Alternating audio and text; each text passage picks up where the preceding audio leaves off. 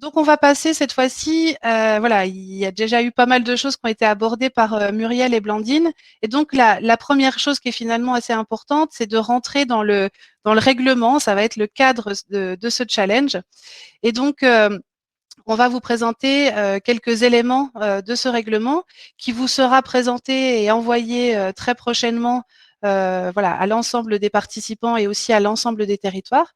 La première chose, ce qui a été dit, c'est en effet, on est sur cet article 1, qui est le premier article du règlement, qui est la promotion des modes de transport alternatifs à la voiture individuelle, avec la marche, le vélo, voilà, on a mis pas mal de choses, notamment aussi le télétravail et le covoiturage, mais pas que, l'ensemble des modes de transport alternatifs à la voiture individuelle. On l'a déjà un petit peu évoqué sur la cible. On est sur une cible qui est les actifs. On a intégré les stagiaires et apprentis qui sont les futurs actifs de demain. Et l'ensemble de ces personnes, on est sur le cadre, les trajets, domicile-travail. Voilà. Donc ça, c'est l'article 1 qui dresse le cadre et les objectifs de ce challenge. C'est Blandine et puis Muriel qui vous ont parlé de cette chaîne sur le territoire, de cette chaîne d'acteurs dont vous faites tous partie aujourd'hui. Donc en premier lieu, organisateurs et partenaires avec cette échelle régionale, et puis les territoires, l'ensemble des EPCI, des Comcom jusqu'aux métropoles, les employeurs avec les établissements publics et privés, les associations. Il y a comment dire, une petite cible importante dans ces rouages qui est le référent, j'en parlerai tout à l'heure, qui a un rôle important aussi. Et puis les salariés qui sont voilà, les premiers qui vont aussi, eux, mettre en place ce challenge directement en modifiant leur comportement aussi. Voilà.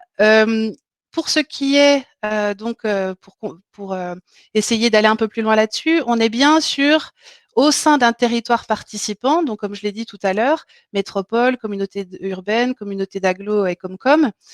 Il faut que le territoire s'engage, vos territoires s'engagent pour que l'ensemble de ces structures puissent voilà, puissent s'investir, puissent participer. Associations, entreprises, on l'a dit, des TPE jusqu'aux très grandes entreprises, établissements publics, et mobiliser ces super-héros qui sont voilà, les salariés, les agents, les collaborateurs qui vont travailler différemment avec d'autres modes de déplacement. Parmi donc dans ce règlement, vous avez donc les catégories. Comme l'a dit Muriel tout à l'heure, ce qui est très important, c'est qu'on est bien sur une première édition pour ce challenge de la mobilité. Comme l'a dit aussi Muriel tout à l'heure, on a travaillé aussi pour se baser sur une expérience assez forte, qui est celle de la Nouvelle-Aquitaine, avec en effet 10 ans déjà de challenge sur son territoire. Et donc, on a travaillé à créer des catégories, d'une part avec l'ensemble des personnes qui sont présentes aujourd'hui, le COPIL et les partenaires, élargi aussi à certains EPCI dont j'ai vu certaines personnes aujourd'hui qu'on a vu aussi en COPIL élargi, qui ont participé à donner aussi leur avis, des orientations pour créer ces catégories.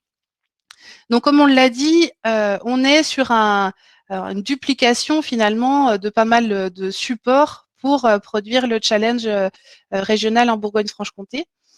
Donc, on a essayé de donner aussi, voilà, de s'approprier aussi ce challenge. On est en Bourgogne-Franche-Comté, on a aussi des spécificités. Et on a donc, pour vous présenter rapidement, vous avez différentes types de structures, des tailles de structures d'entreprise, en fonction aussi des territoires, pour essayer de mettre aussi en avant bah, voilà, nos spécificités. Quand on est sur un territoire communal ou sur une métropole, évidemment qu'on n'a pas accès au même type de transport, et notamment alternatifs, notamment les transports en commun. Et forcément, les entreprises qui sont sur ces territoires n'ont pas non plus voilà, les tailles forcément différentes et sur ces territoires.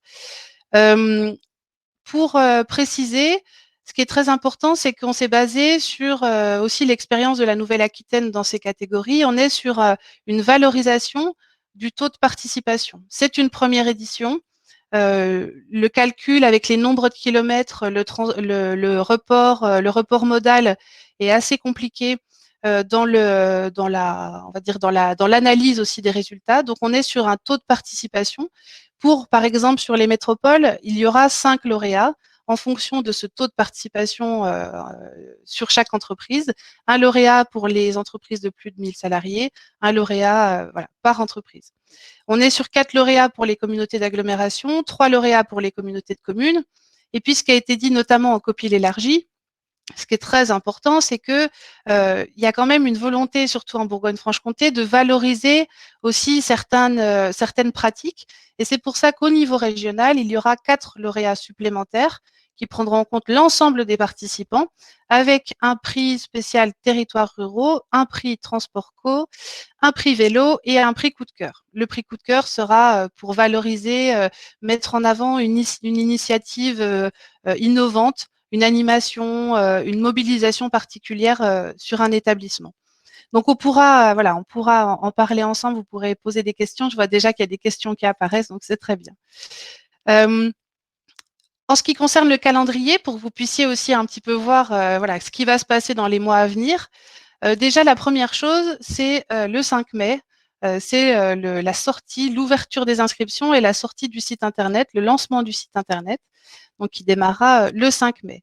Un deuxième webinaire, on va vous en reparler plusieurs fois, qui est un webinaire où là, on va essayer d'aller chercher des retours d'expérience sur d'autres territoires, qui sera mis à votre disposition. Entre juin et septembre, on est vraiment sur le cœur de la mobilisation. Voilà, mobiliser les entreprises, les établissements de chaque territoire. Le 9 septembre, un webinaire technique à destination des référents. Et puis, vous avez enfin les dates. Ce sera du 16 au 22 septembre donc 2021, dans le cadre de la semaine de la mobilité. Il a été aussi décidé d'étaler, on va dire, ce challenge sur une semaine pour coller aussi, pour que ce soit plus lisible vis-à-vis notamment de la semaine de la mobilité. Et puis après, c'est des choses un peu plus techniques sur la date limite d'envoi des résultats des participations. Nous, de notre côté, on transmettra le palmarès par territoire le 13 octobre. Et puis, vous voyez, du 15 au 19 novembre, l'organisation des cérémonies locales par territoire, pour montrer ce que je vous ai mis juste avant, le nombre de lauréats par territoire. Et enfin, le 25 novembre, la cérémonie régionale qui mettra donc en avant les 4 lauréats des prix coup de cœur, Transport Co, etc. Voilà pour le calendrier. Et puis je finis par le rôle des référents. Donc, j'ai déjà abordé un petit peu tout à l'heure. C'est vraiment un rôle aussi très important et on voulait vous en dire un peu plus aujourd'hui. Le rôle des référents, déjà, donc un référent par établissement qui souhaite participer.